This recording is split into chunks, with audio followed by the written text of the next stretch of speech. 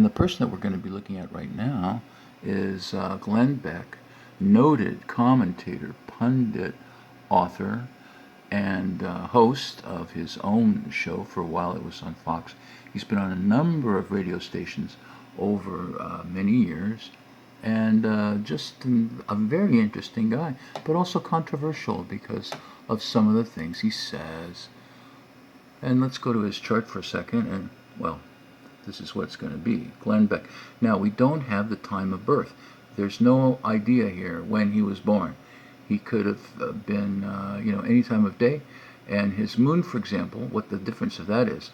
Here it says 19 degrees Capricorn. Well, since we don't have his time of day, the moon could have been up to 5 or 6 degrees earlier than that, 14 degrees, or could have been 5 or 6 degrees later than that, 25, 26 degrees of Capricorn. So that's too wide range, and so we can't really use the moon. Neither can we use ascendants or house cusps. So there's no houses shown here. All these are signs. All we see is that his Jupiter was in Aries, that his Saturn and Mars and Moon Sun were all in Aquarius, and etc. Around the here's his Neptune in Scorpio, and his Pluto and Uranus in Virgo. But there's many things that we can see. One of them that's interesting is his Mercury, the planet of the mind, of communication, of writing, and of all those things that Glenn Beck does, is in 29 degrees and almost 30, almost into Aquarius here, 29 degrees of Capricorn. And here's Venus down here, also in 29 degrees of Pisces. So what this forms is an exact sextile, an exact 60-degree aspect, very creative, very harmonious for the affairs of these two planets. So, he can be a writer. He could even be an artist. He could be a musician. There's many different areas that he could be. And he has a pleasing voice. That's one reason that I think he got into radio.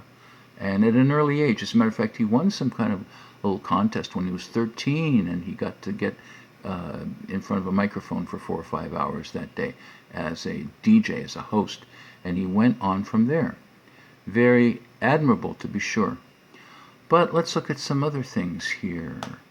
And those things are, he's somewhat aggressive, Jupiter in Aries. Jupiter can be a planet of philosophy and religion, so this combination could make him rather bold and daring. And he's got Sun in almost an exact conjunction, 21 to 22 degrees, with Mars. There's a symbol for the Sun. There's a symbol for Mars. And these two planets together create almost havoc because of all the energy that they contain. So much energy that he just can't contain it.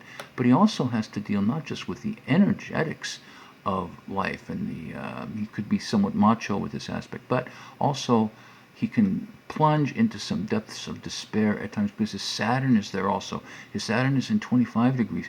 They're all in Aquarius, and Aquarius is ruled by the planet Uranus, which is a planet of genius, but also sometimes of eccentricity, and it's not too far here from Pluto.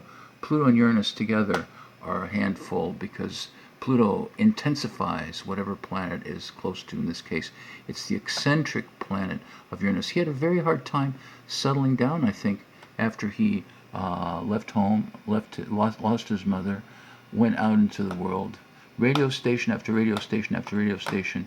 And to make matters worse, he was afflicted by drugs and alcohol. And he admits that in bios and things. And he admits it because he got religion at a certain age. And I think his second marriage, he got religion from that. And he became LDS.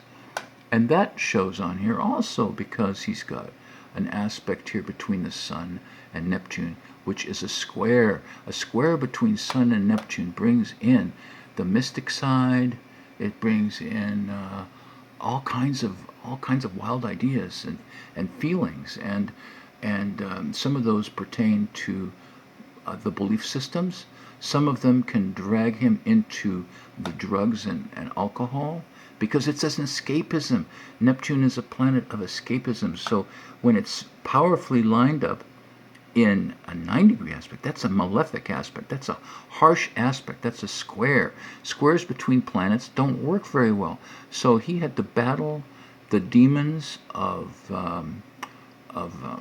alcoholism and drugs for decades, until he met a good woman who took him into her church, and that evidently saved him.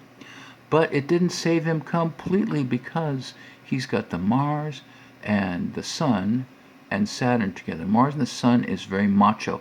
It can be very aggressive. What's he going to do with all this aggression that he has?